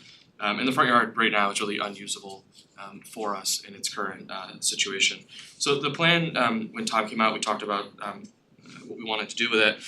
It takes into consideration a lot of things. We decided to bring it back 3 feet off of the property line to really leave a lot of visibility down the road. Our property line's already a couple, I think it's 3 or 4 feet off of the street there. The previous owners did take that fence along the south end all the way up to the property line. We'd like to bring that back a little bit because our neighbors can't get out of the driveway without endangering themselves when they back out. So the fence would go up on there. The setback also allows for pedestrian traffic, shoulders for cars to pull over safely, and then snow removal as well. And it fits with the overall aesthetics of the road. There are a few other properties that have corner fences that go right to the corner, so we're looking to go pretty far back in to have that setback. We'll also want to acknowledge that when we purchased the property, the previous owner had installed the existing white picket fence about 5 feet beyond the property line. So with the process of doing this, we will be correcting that and pulling the picket fence back to where it should be. It's currently in the town's property at the side of Sand Street. So we'll be correcting that as well. I think I hope that you do see in some of the schematics and stuff that we've pointed out that we are trying to seek a balance. There's probably about 10-15 homes that do live down through Sand Street, so there's we do have quite a number of neighbors who will be making turns off of that. I don't believe we received any feedback unless you've received any feedback from the neighbors. Okay. So we are aware that there is a visibility interest for the town to preserve, which is why we're pulling that fence back and then also breaking it up between the picket fence and the wooden fence and matching the existing fencing on the property. Do you have any questions that we could answer or ideas that maybe we didn't think of to help with the safety issues? I'm a little confused. One thing I wanna understand, and listen, I get the issue of having trucks pull up onto your front lawn, I get it. I guess my question is, even though we put aside whether or not that's acceptable for them to do that, I would wanna understand why they're doing that, and if you do anything here, what type of, I just don't have a sense as to I what the can disruption might be able to provide some insight. So if you are traveling down Route 100, almost every other property has a fence, trees, or a stone wall, some combination that run directly to the property line. So if you're heading up from the intersection by the DeChicos, we're kind of the first area where it looks like there's a space to pull off because we don't have that. You'll see in some of the previous photos that historically there has been something there, so I would have to imagine when they've removed the front yard fencing that the issue was kind of created. Yeah. But it kind of looks like a shoulder. Yeah, there's also And no it reason. partially is a shoulder, right? There is a part of the road that is of course state property, but then there's our entire house. There's also there. no reason they can't just pull up on Sand Street, which is right there, if they needed to actually get off of Route 100. So, I'm sorry, so just for clarity, the fence will be on this road, on the main road, of course, and then. Correct. And then it will be how many feet off the road? If you go back to that one photo down, there was a great photo of the front of the house. So, this is an older photo, but currently there is a 6-foot stockade fence between our property and the White House. So starting from that front right quarter, we would go 50 feet to the left with the 6-foot wooden fence. And then from that, we would round the corner with the existing white picket fence that is there. You're asking to how provide far, some visibility. you're asking how far that, far off of Route 100 that fence is. So is Route 100 Sawmill River Road? Yeah, it is, yeah, sorry, it's the same thing. That's right. Sorry. I'm a little confused. It's okay. It has 2 names. So It'll be, did you say 6 feet off that road? So our property line is already 5 or 6 feet off of the edge of the road. Right. We're coming in our property 3 feet. Okay, so that would be roughly nine, Yeah, 9 feet, okay. And then on the curve, that would be the picket fence in the curve? Yeah, it would come back So it about. would be open. Yes, yeah, it would come back about I don't know if the exact number is 10 to 15 feet from the corner in, just be empty. I believe we did make a few drawings to kind of give you an idea with our best iPad pencil. Yeah, we wanted to make sure that there's some space with the state highway. They use heavy duty plows, obviously, and there are our corner is a bus stop, so there are children that walk along the road. We want to make sure that they have enough space from vehicles passing by. They would actually have more space than our neighbors to the left and right of us afford because they're going right to the property line. So the issue here is mainly, or actually, just the sight distance from Yeah. when you're pulling out of Sand Street. Yeah. That you have a good sight distance on Yes. either side of either direction Yes. on Solon River Road. Yeah. Okay, and So we hope with the curve and pulling it the 3 feet back that we've helped, alleviate some of that concern for you all. And I think if you go down here, the next photo maybe? I think this is last one, but I can scroll up. Oh, okay. What are you looking for? Tell me when you want me to stop.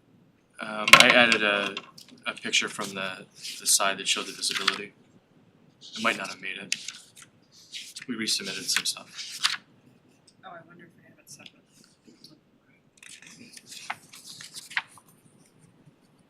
Yeah, it's not up there. No. It's okay. Oh, there's the truck. But yeah, And the there's a trash. reason that That truck was like a week after we moved in, it was very dramatic. could have just turned down Sand Street and not. I know, Because I was it like, would be a good picture to see, if we could see what the line of sight would be. It's not in any of these No, photos. because when we we added it when we to give you some context. It should be in your package that was left here tonight. well, it seems to me like 4 foot picket fence pulled back from a corner. Yeah, the forms, They're gonna have plenty of yeah, the picket fence, I don't see a problem at all, no, as long as The fence along the road is, it's not gonna be anything, but right, what you're here is so, looking. okay, I yeah, don't the see a picket fence is problem. open, anyway. I personally don't see a problem. I'm agreeing with our chairman. Does anyone else have any other questions?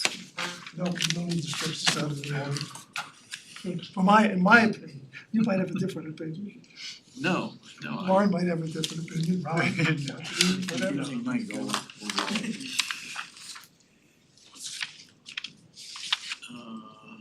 Here it is.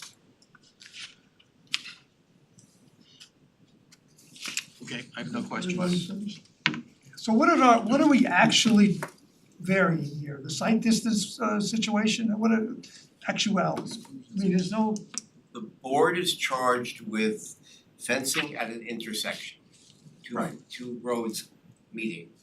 The code requires a diagonal fencing line from 50 feet from the apex of the property intersection. It is an impossibility to do that because the property is only 75 feet wide and it would cut through the structure doing that. So it's impractical to do that. So the board is weighing the site distance evaluation and the installation of the 4-foot high picket fence, does that constitute enough visibility at the intersection? that I understand. What I don't understand is if the code requires 50 feet, The code how many requires 50 feet are we actually getting and You're getting none of what the code requires. Because None?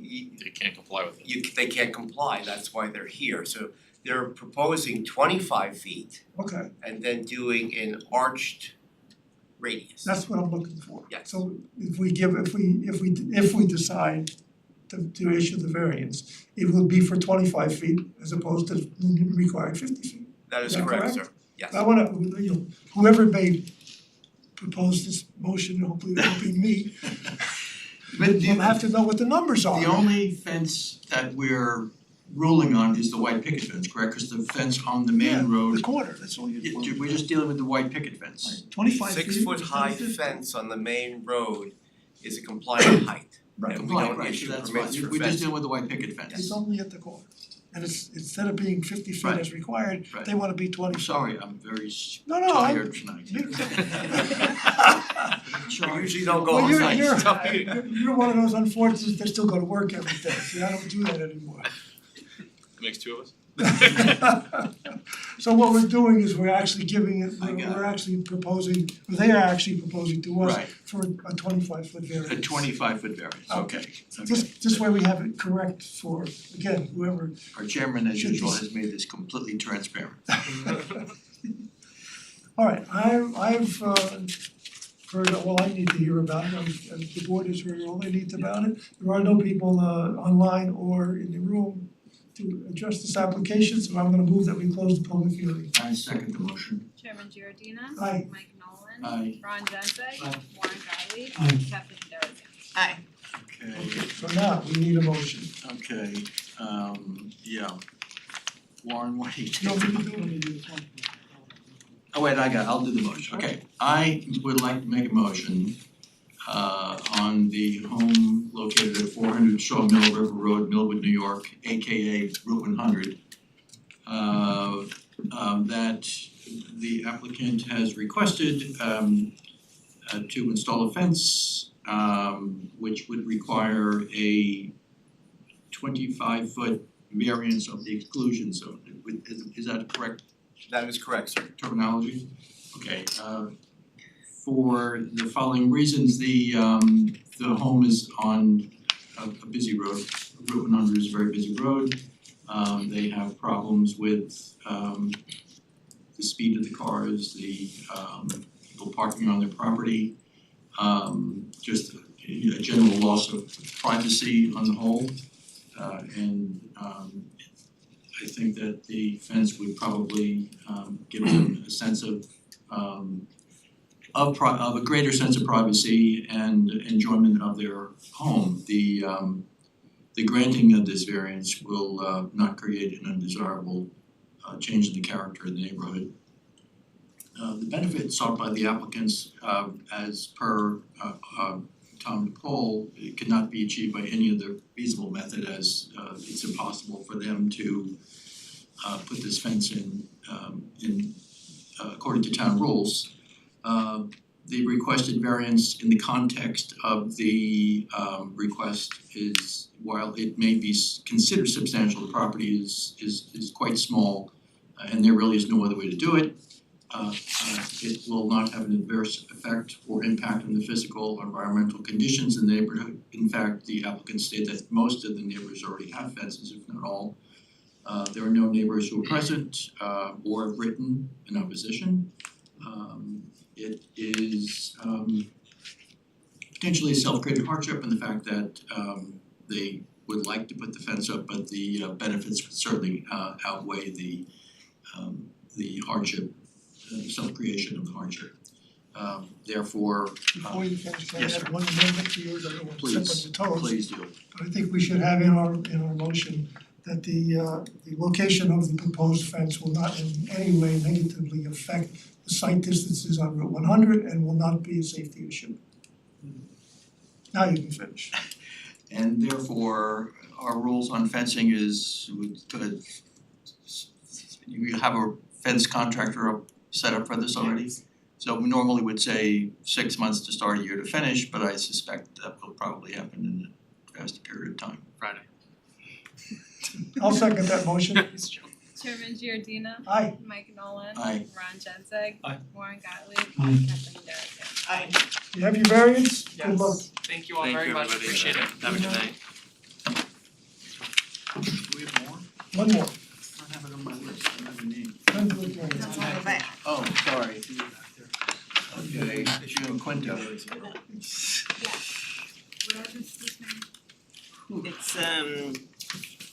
10 Brook Lane. Good evening, I'm Mary Scott, the architect. 10 Brook Lane is a small Cape Cod house in the ridge which like many Cape Cods, when you open the front door, the stair is right there. So the project is to add a front entry so that you have a place to take your coat off and hang it up, make it a little more gracious, and then leading into that entry, do a portico. So the existing house meets the requirement of 40 feet on the property line. We're asking for a variance to cut that down to 30 feet. It will allow us to have 30 feet to where the step and the portico start, and then beyond that, the entry. There's also an architectural drawing there. I do have a the top right is the existing house, and this is the AI version of what it would look like. Let the record show that the board has been presented with two pictures, one existing. Yeah, so view of the all house, four of those are the existing house. and The the top other right one is the is a front, re- and that's what what do you call that, a rendering or AI generated? picture? Gemini, Pardon me? Gemini. Gemini, my Gemini, new best friend. okay. That's A Gemini generated yes. representation of what the house would look like after the proposed portico. So we think it'll still fit in with the neighborhood, it's not Anybody want to a see that? huge change, and will certainly make this house function much better. Sounds simple to me. This is your. Any comments from the board, pro or con?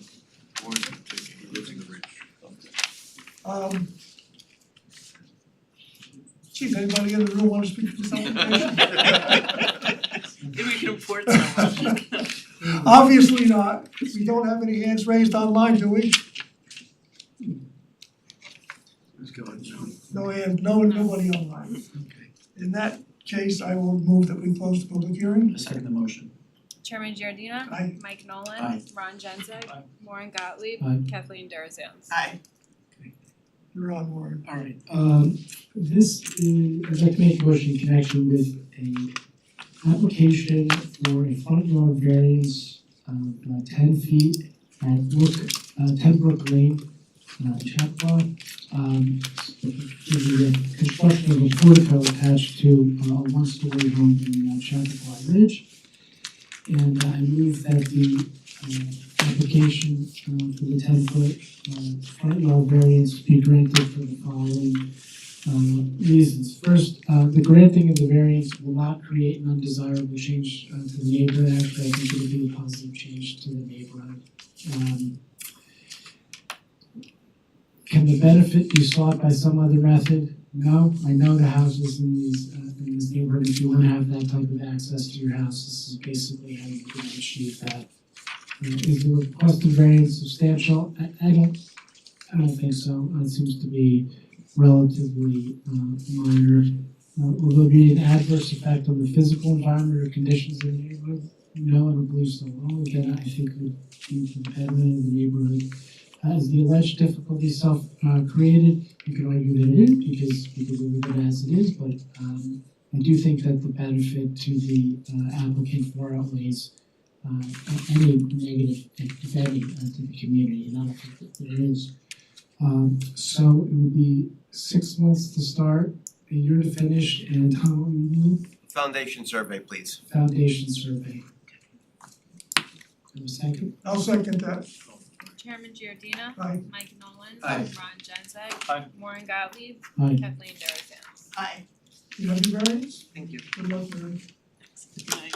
Okay, we have to approve the minutes from our last meeting, which date is last meeting, what was the date of the last meeting? March 25th. Approval of the March 6. March 25th. 25th meeting, okay, sorry about that. I don't know what day it is. Any question on the minutes? No. No. Everybody approved? Yeah. Everybody's approved, no dissensions? You're approved, adjournment is in order, I move we adjourn. I second the motion, this motion adjourned. Thanks for coming, everybody. Good night.